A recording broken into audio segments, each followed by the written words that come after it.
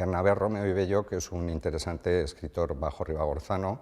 Nace en la localidad de Estadilla en 1841 y posteriormente su vida transcurre entre Lérida, con lo cual conocía, por cierto, bastante bien el catalán, Sariñena, donde permanece muchos años vinculado con la Cartuja de las Fuentes, Zaragoza y Madrid, donde fallece en 1916. De formación es abogado, pero lo que más nos interesa en esta ocasión es su relación con la lengua aragonesa, que es desde luego muy destacable, puesto que podríamos decir que se trata del primer escritor moderno en aragonés, por la publicación de 4 poemas con un total de algo más de 500 versos, en un libro conjunto que edita o bien en 1885 o bien en 1888, porque de las dos fechas tenemos constancia, en Zaragoza por parte de la tipografía de Calixto Ariño.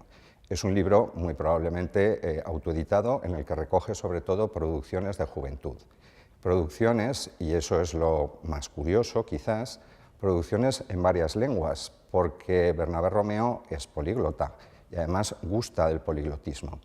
Claro, entre esas varias lenguas está su bajo-ribagorzano de nacimiento, su estadillano de nacimiento, pero es que las otras lenguas son ni más ni menos que el francés, el italiano, el latín y el catalán. Los poemas en bajo-ribagorzano de Bernabé Romeo son poemas de un corte, digamos, tradicional, pero es lo que se hacía en esta época, una línea un tanto costumbrista, podríamos decir, un tanto popularizante, también en sus formas, en la forma de la expresión, no solo en los contenidos, vinculada con la historia en muchas ocasiones y, por otra parte, con un fuerte acento moral, de tal manera que algunos de sus poemas son directamente poemas, podríamos decir, de expresión piadosa.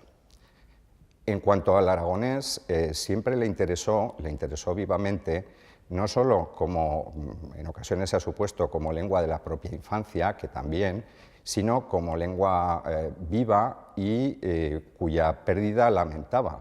De hecho, en su diario personal, en una entrada de cuando era muy joven, de 1862, él dice más o menos lo siguiente: de los señors de Estadilla ya no quedan más que 2 que sepan hablar como la chen. ¿Verdad que lástima?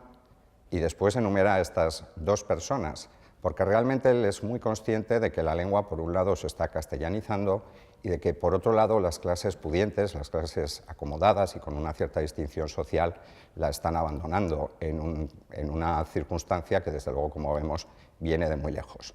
Él escribe siempre en su modalidad local o en su modalidad comarcal, podríamos decir, el bajo-ribagorzano, es decir, no intenta un estándar ni nada de esto, cosa que estaba fuera del alcance de esta época y de estas generaciones.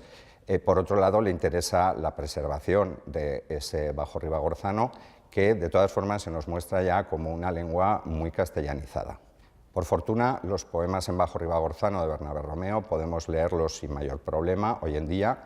Existen 2 ediciones relativamente recientes, una del año 2016, que nos proporciona abundantes datos también sobre su biografía, sus singularidades y demás, pero para la lectura de los textos originales, de unos textos más fieles, yo sigo recomendando la que en 1989 hicieron las profesoras de la Universidad de Zaragoza, María Luisa Arnal y María Ángeles Naval, que me parece en ese sentido más rigurosa.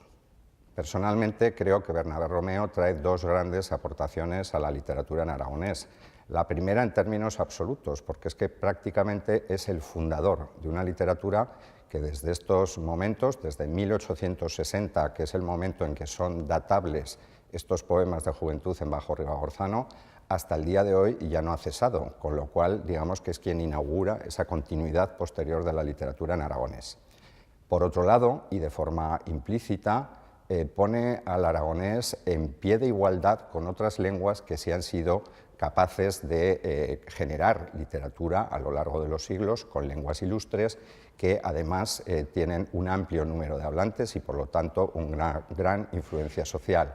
En ese sentido, siquiera, como decía de forma implícita, Bernabé Romeo es, además de un fundador, un precursor. Bernabé Romeo y Belloc, o señor que charraba como a chen.